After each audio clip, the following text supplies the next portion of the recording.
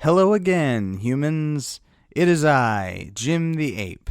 And here is the part where I would normally attempt to give a brief description of how this video differs from my other ones, but it's going to be long enough as it is, so what I'll do is I'll type that out in the aptly named description section, and if at any point you get confused, you can read that, and hopefully that'll help you understand. So it's a response video. Let's get right into it.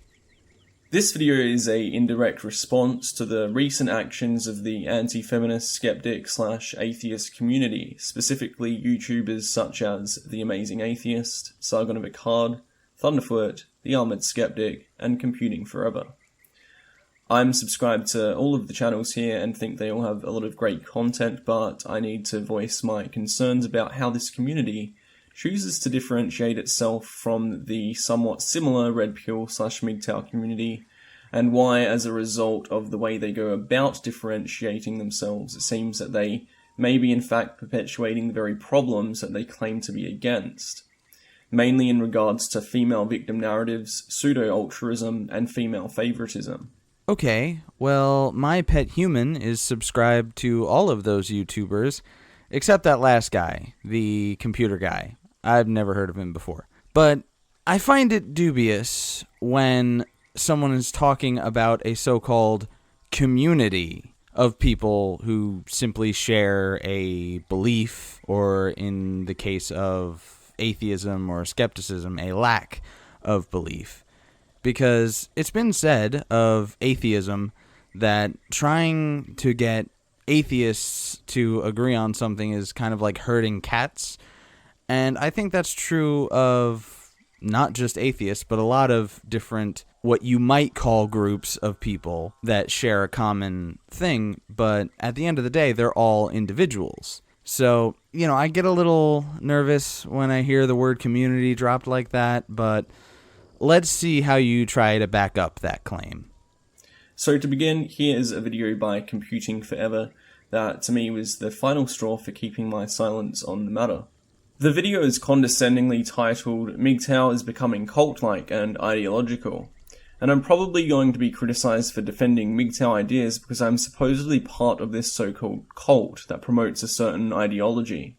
But I want to point out that the term cult can be applied to any subculture of people that share similar ideological views, even if that ideology is anti-ideology, which is paradoxically also an ideology because it's based on certain ideas. Well, I don't know enough about MGTOW to say whether I think it's a cult or not, but as far as I understand it, it's basically just men who decide not to pursue traditional relationships with women. And I think it could be as simple as a man who doesn't believe in marriage but maybe is willing to have a long-term relationship with a woman, but just not seal it with the legal document and the legal institution of marriage, to someone so extreme that they do not even want to date women or talk to women at all. And from what I understand, MGTOW is the label that is more often used by genuine misogynists, but that's just what I hear. I'm not entirely sure about that. Again, I don't really know enough about it to say one way or the other. But go on. The idea that modern third-wave feminism is only supported by a small portion of specifically Western women seems to be one of the main ideas promoted by the anti-feminist community. There seems to be a deep emotional desire to point the finger at feminism relentlessly, instead of recognizing that feminism is simply a political manifestation of female nature, combined with the luxuries and privileges of modern society, afforded to women mostly by the innovations and hard work of men who are competing for female validation. There seems to be a desire to separate feminism, a predominantly female-led and female-centered movement, from females themselves, as though women are the poor helpless victims of culture and not the partial creators of it. Okay, that was a lot to digest, but I think I know what you're saying, and I don't know about the rest of the so-called anti-feminist community. Again, I think it's more just a lot of individuals who share a common idea. But I, for one, would not say that feminism is just supported by a few Western women who are, probably white and middle to upper class kind of thing. I get that that's kind of what you're trying to say, but I know that feminism comes in many forms, and not all of them are entirely objectionable. I know that there are freedom fighters in third world countries and in Muslim theocracies that literally have to fight for women's rights.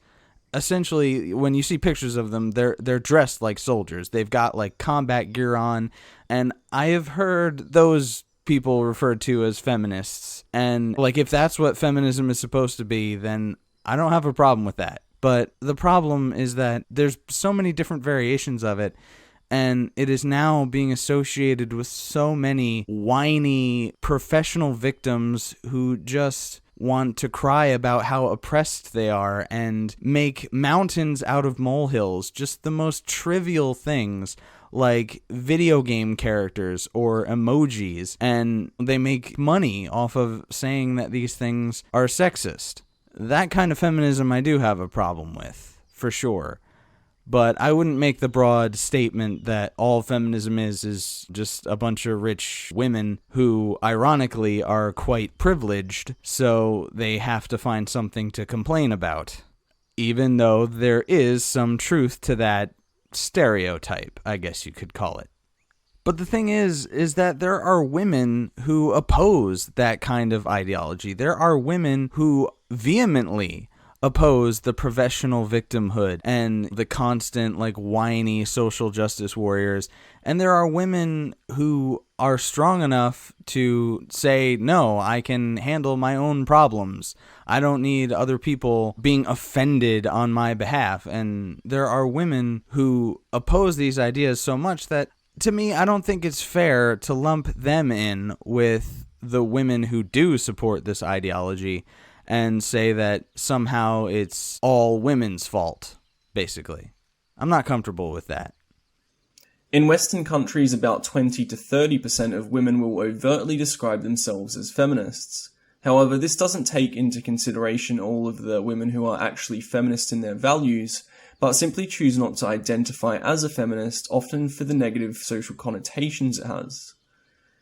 Nor does it account for women who don't identify as feminists, but think men should man up, work all the dangerous jobs, fight wars while protecting women, and be disposable providers for women and children on an individual level through monogamy. Okay, so the statistics are skewed because they don't take all of those things into account. What's your point? Anyway, he's about to show a clip from some other guy's video, so that's why the pitch is going to be kind of messed up. Just to warn you.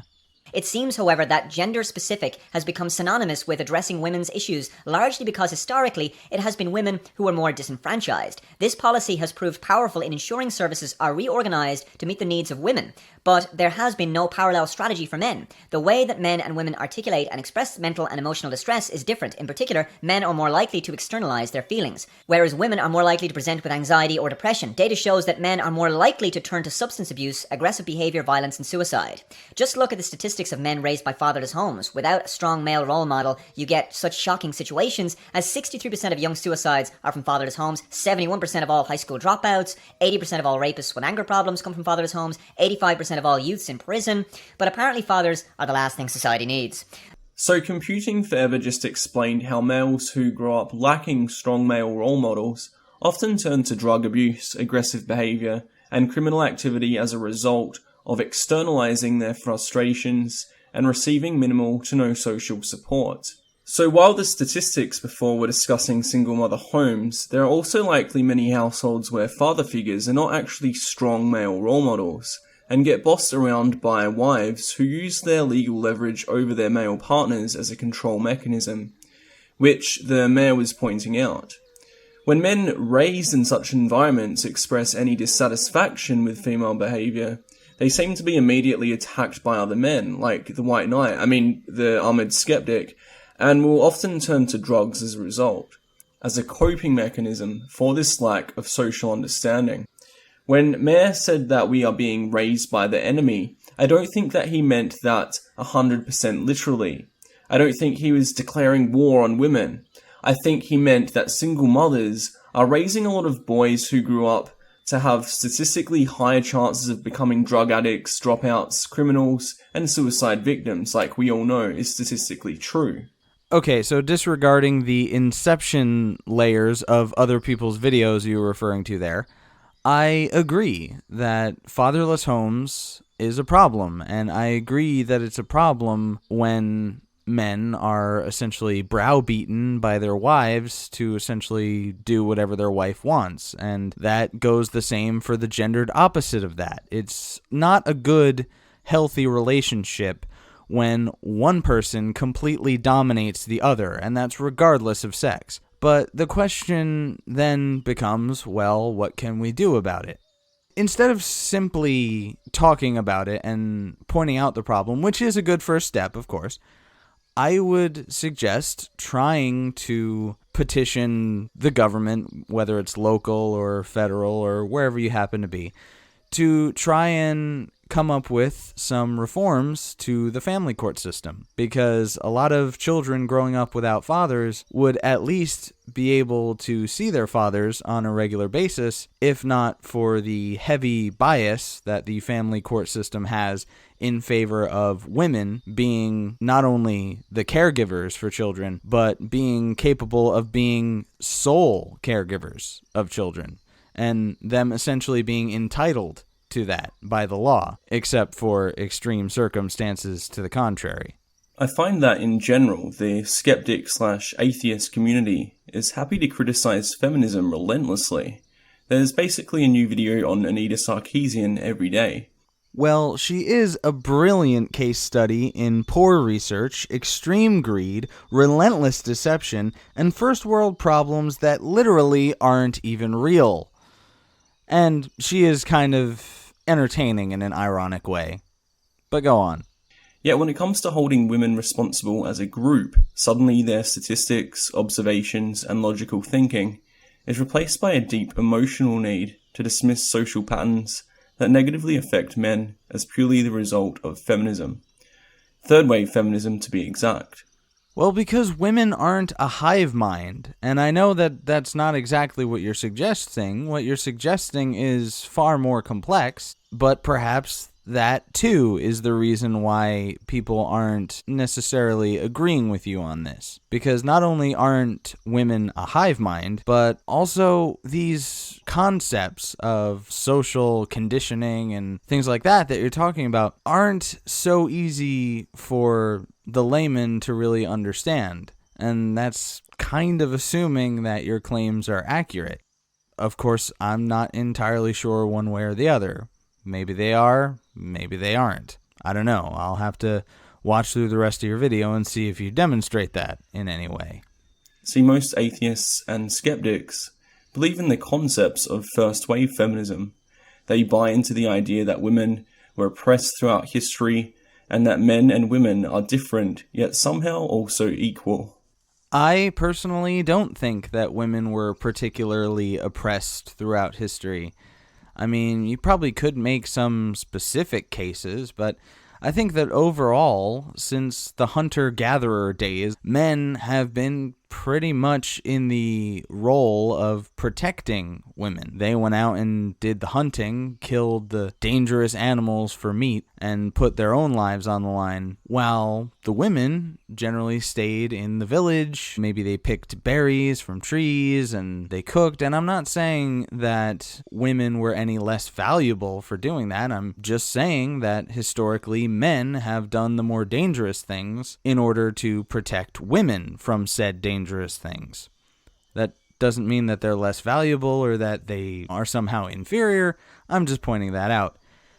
Also, having watched another video of yours recently, I think you may be fixated on the sort of mathematical definition of equal, and I'm certainly not going to harp too much on definitions. After all, I just made a video about how definitions can be pretty fallacious when used in an argument, but I think what you're trying to say is that if two things are different, they cannot be equal, which may be true in the sort of mathematical sense, but the kind of equality that is generally referred to, at least by me, I won't speak for anyone else but myself here. When I talk about equality and how it's important to try to get equality, I'm talking about legal equality and equality of opportunity. That is to say, the government will not hinder someone in any way from having specific legal rights or having the kinds of opportunities that a capitalistic economy offers because of things like race or sex or what have you.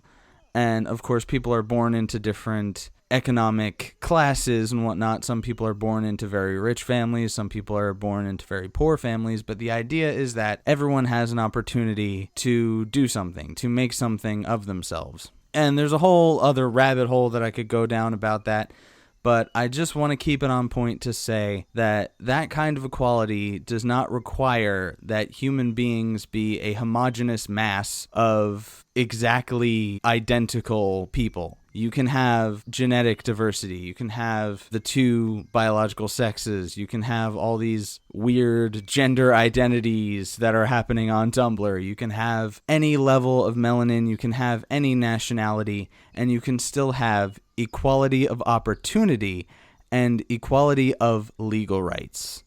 So that is how men and women can be equal, whilst being biologically and physiologically quite different. See, I know there are disagreements between individuals in all groups. Things are currently a bit strange between me and another MGTOW called Messenger Rising because he can't stop talking about my body because I made a few videos without a shirt on. That body-shaming, oppressive shitlord. You better tell him to check his privilege.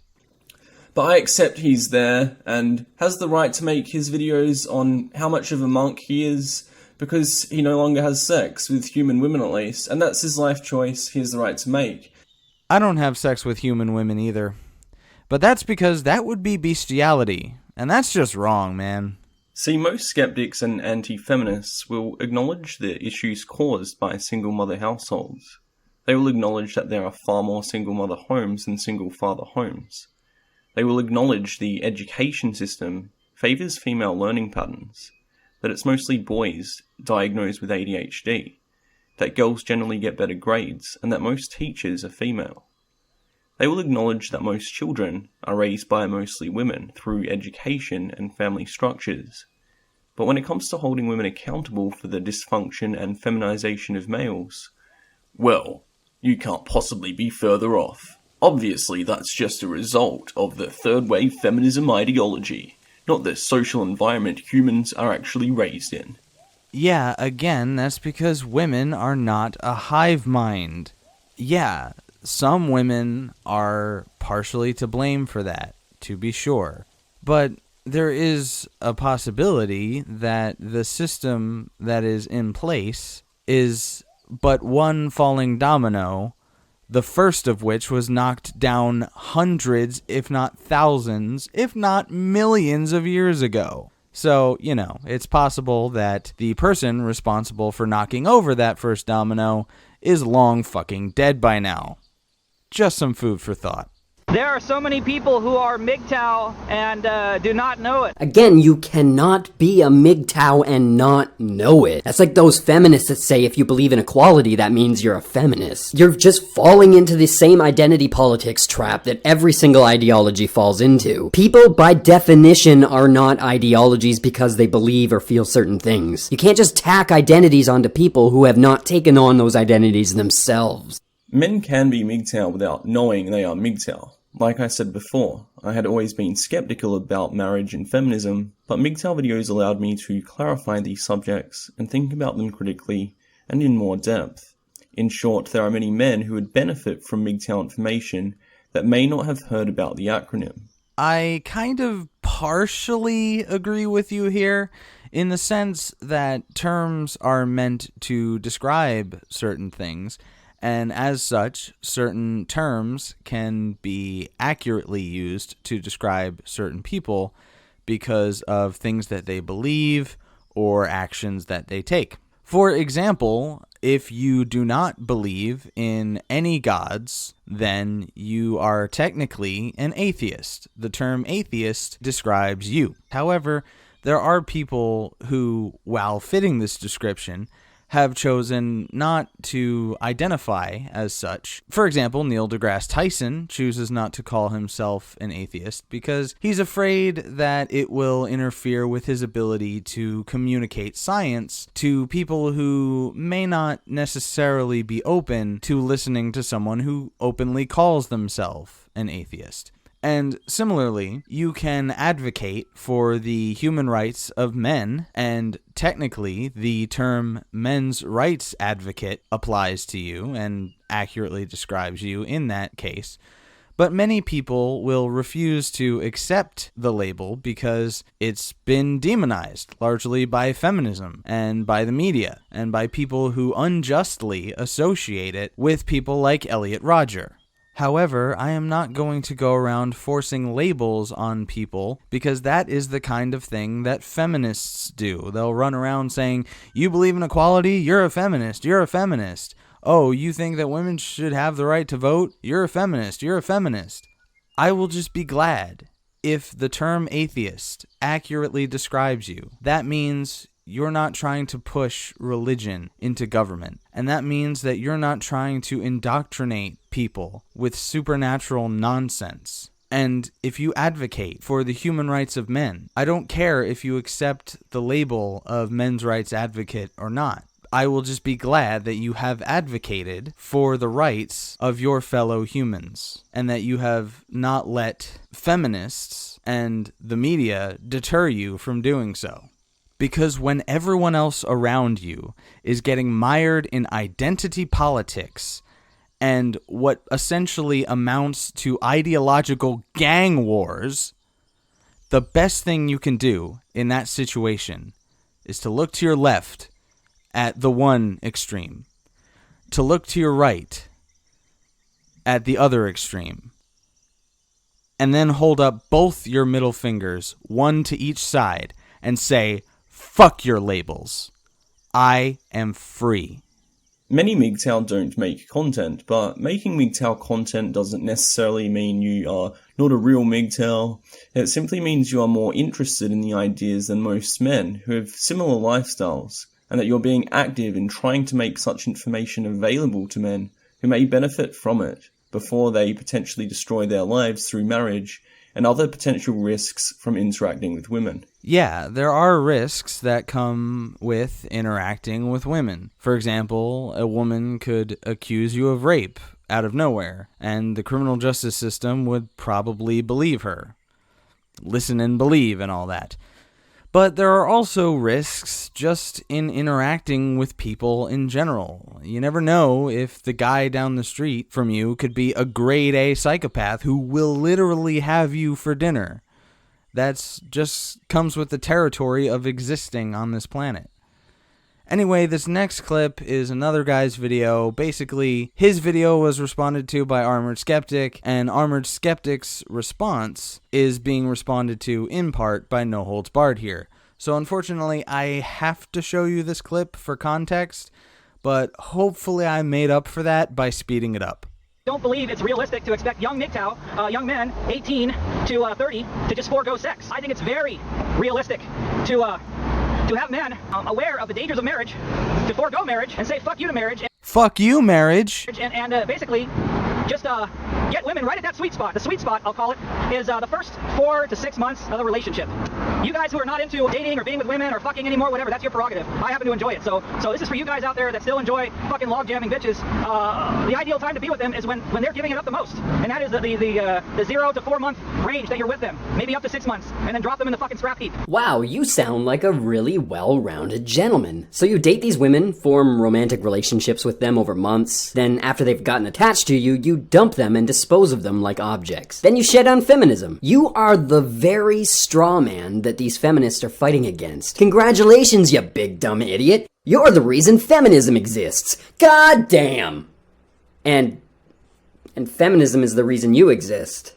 So, See, everyone? It's just a giant pendulum swing. For every action, there's an equal and opposite reaction. When is this pendulum gonna lose momentum and rest in your reason? Because I can't wait for that fucking day. So here we heard the armoured skeptic accusing the mayor of objectifying women, and even going as far as saying that it's men who created and justify feminists' existence.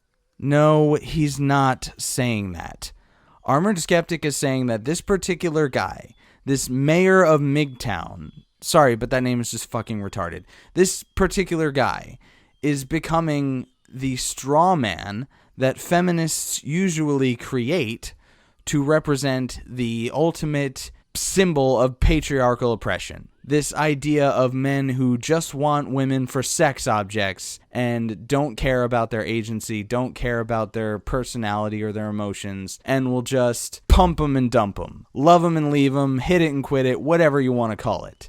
Now, that is usually a false representation, a straw man. Most men do care about some level of emotional attachment, and they don't view women as objects. But this particular guy, if you listen to what he says, if you listen to what he's advocating, he basically is saying that, thus becoming the usually fictional straw man that feminists use as an emotional argument to justify their existence.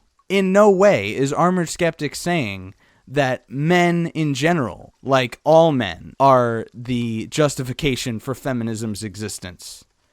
Put your listening ears on, bro. Blaming men once again for the collective actions of women. There are no collective actions of women. Women are not a collective. Do you think that women are just the Borg? Because they're not the Borg. In fact, some women probably agree with you. But more interestingly, perhaps, is that the skeptic is blaming feminism for the phenomenon of men rejecting traditional values of marriage and long-term relationships, which has nothing to do with feminism. He seems to fail to realize that feminism and traditionalism combined has created a dating game where women are no longer viable long-term companions, and that through their collective actions of mass divorce, hypergamy, and the promotion of male devaluation and disposability, are ironically turning themselves into sex objects, as the other benefits of relationships now come at such an extreme level of cost, risk, and competition that they are simply not worth the hassle. So feminism has nothing to do with it, but feminism plus all that other shit you just listed is what's causing it. Okay, that doesn't really make sense. Believe it or not, for some people, emotional relationships are much more important than sexual relationships. So I just want to quickly point out that most men do, in fact, seek emotional fulfillment through relationships.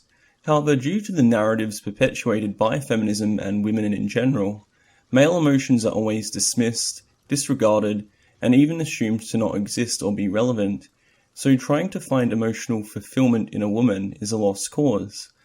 It is almost nature's way of convincing a man to overcome his sexual desire for variety and frequency in order to provide for a single woman, who seeks male companionship not for emotional fulfillment as much as security. And both those natures that you just described are attributable to evolution, because evolution drives men to try and spread their genes as much as possible to continue their bloodline, if you will.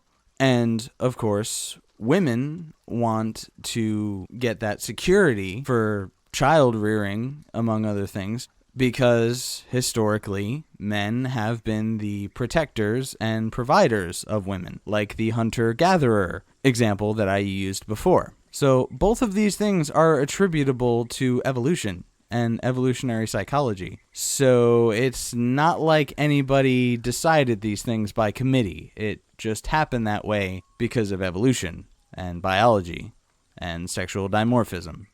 I think you get the idea.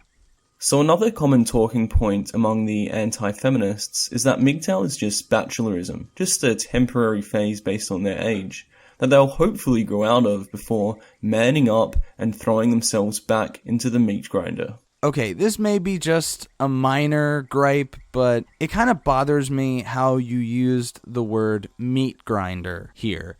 Because to me, what you're describing, what you're referring to, is not accurately described as a meat grinder. To me, the term meat grinder should be used for something like the draft, where young boys may be governmentally forced to join the military and be shipped overseas, where they may be killed, they may be severely injured, they may lose limbs, they may come home disabled. The potential for physical injury is very, very real.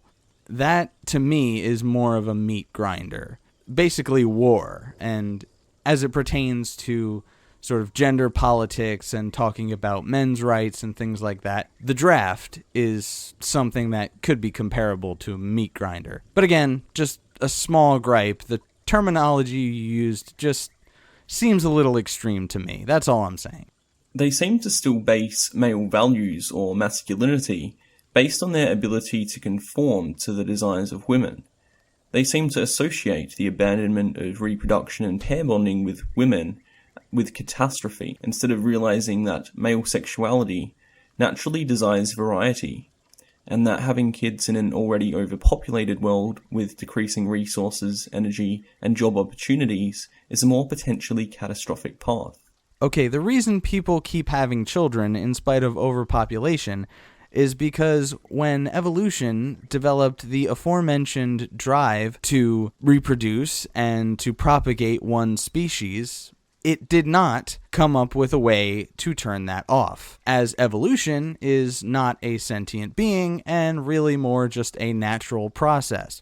So, if you humans are going to overcome the overpopulation problem, you are going to have to find some way to fight against your own biological urges and figure out some way to control the population of your species without doing something unethical like, genocide or eugenics. Yeah, I won't even begin to try to come up with a solution for that problem. You humans are going to have to figure that out yourselves. The world needs less people and more innovation, and the best way to achieve this is by men abandoning their traditional responsibilities to women and children, not trying to be a so-called alpha male by impressing women and meeting their needs. They also say things like, why should I improve my dating technique or social skills just to appease women? Shouldn't they want me for being exactly how I am? Changing myself to appease a woman, that's beta male behavior. You've got that backwards. Self-improvement is not beta male behavior. It's alpha, if anything. So in other words, you should never strive or aspire to be the best version of yourself. Not accepting defeat and picking yourself up off the floor, dusting yourself down, and trying again is how people become successful. You know who else indulges in this solipsistic thinking? Overweight, body-positive radical feminists who say, why should I lose weight or shave my underhair arm to attract a man? I want people to be attracted to me just the way I am. People who don't bother looking after themselves or address their own weaknesses are just being lazy and want to blame the rest of the world for their failings. So MGTOW actually promotes self-improvement and doesn't blame the world for their failings. MGTOW simply improve themselves based on their own standards of success, not social expectations or the whims of women. MGTOW is the ultimate move in personal responsibility because you are only having relationships on your terms, if at all. You aren't trying to pander to the needs of women while trying to project the idea to the world that you're some kind of an alpha male. A term that is thrown around far too much, considering it's always used in a shameless way to promote self-dominance and female validation seeking, without making any actual logical points. I agree. I think the whole alpha and beta male thing is fucking retarded. Now, if you're a logical person, if you've got a fucking brain in your head, you'll stop worrying about what letter of the Greek alphabet you are and just be whoever the fuck you want to be. The main thing anti-feminists seem to be unable to grasp is that there are men who are against the ideologies of feminism and traditionalism. Yes, traditionalism is an ideology. Most anti-feminists actually promote traditionalism by giving men false hope about relationships, telling them to man up, be an alpha, and sacrifice yourself at the altar, while also spewing egalitarian feminist rhetoric, that men and women are different yet somehow also equal. A mathematic impossibility. But hey, that makes you more appealing, right? Again, I refer you to my previous response to the different but equal argument that you're making. But yeah, I've never heard that kind of rhetoric from the so-called anti-feminist community. So could you provide some examples? Maybe give me a citation or something? Because it kind of sounds like you're putting words in their mouths. So I'm going to summarize this video by throwing back the same accusation made by the anti-feminists towards MGTOWN, the claim that we are somehow just like feminists. It seems that the idea that men and women are different but equal, the ideas that women are victims of culture, the idea that women are oppressed, and the idea that girls need exclusive social and economic support through charities that serve females and ignore males are all things that the anti-feminist community has in common with feminists. And to top it all off, the anti-feminists are now promoting actual feminism by trying to spread the movement to other countries, using female victim narratives and pseudo-altruism to simply throw money towards pro-female causes.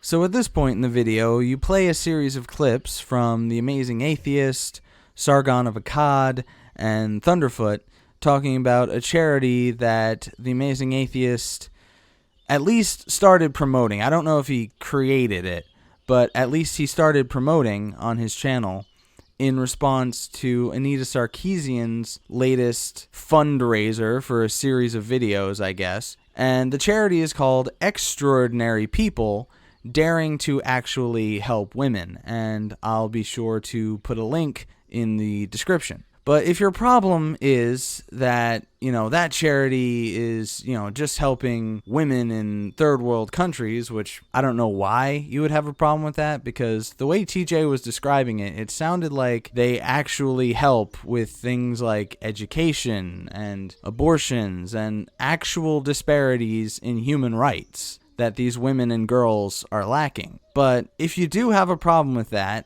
and you think, well, that's not helping any men, what you could do, if you want to be more egalitarian in your charitable endeavors, is you could donate to that charity, and you could match that donation to something called the Mankind Initiative. And no, it has nothing to do with Mick Foley's old wrestling persona. No, it's a domestic violence charity based in the UK, one of the few domestic violence charities for men. And I often talk about how domestic violence is treated in terms of gender. Women are always seen as the victims, and they have plenty of shelters, plenty of resources, which is great. But the problem is the only domestic violence resources for men tend to be counseling services that assume that any man that's dealing with domestic violence issues is struggling with being an abuser. So they kind of assume that the man is the abuser, not the abused. Anyway, I recommend that you donate to both charities. I personally am going to make a donation of equal value to each charity after I'm done posting this video. Now, while I appreciate the humour and irony of anti-feminists demonstrating that they can do more to help out females than actual feminists, it has to be made clear that they can never compare MGTOWN to feminists ever again without their own hypocrisy being exposed. It's important to point out hypocrisy among skeptics, just like any other group. I don't think you've demonstrated that hypocrisy to be true. Unless I missed something, it's possible that I just didn't follow your line of reasoning, but I've watched the entirety of your video and I don't see the connecting line there. So when TJ accuses MGTOWN of fucking watermelons, Tommy, you gotta play the game to get your dick sucked, and I'm like, fuck getting my dick sucked. Fuck getting head. Fuck sex. Fuck a hand job every once in a while. I'm a MGTOWN. A hole in a motherfucking watermelon. That's all I need, motherfucker. The joke is that you hate women, so instead of fucking women, you fuck a watermelon, okay? That's the joke. You get it? You get it? You fuck a watermelon because you hate women, right? That's the joke. Is it possible that because you heard Paul's ego say the word MGTOW during that comedic illustration, that you made the assumption that everything that they were joking about was a joke made at the expense of the entirety of MGTOW? Because if you really understood the context, you would know that they were making jokes at the expense of that particular individual that was on screen. A1 Mr. Thomas Sotomayor, who is currently in something of a legal battle with the drunken peasants over a false DMCA claim that he filed against them.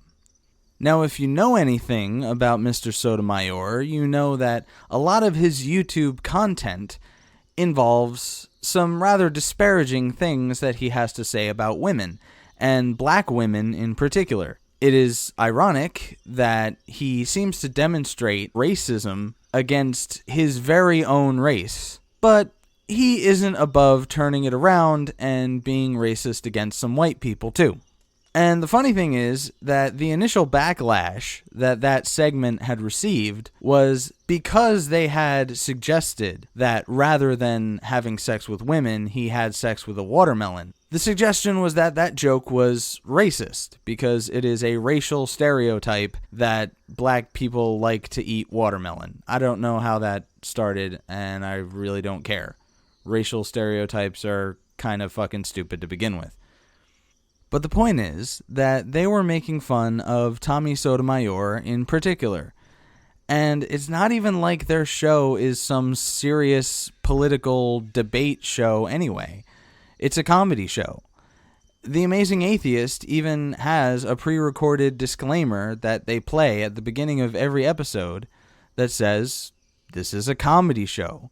We engage in satire, we make dirty jokes, and we are likely to offend people."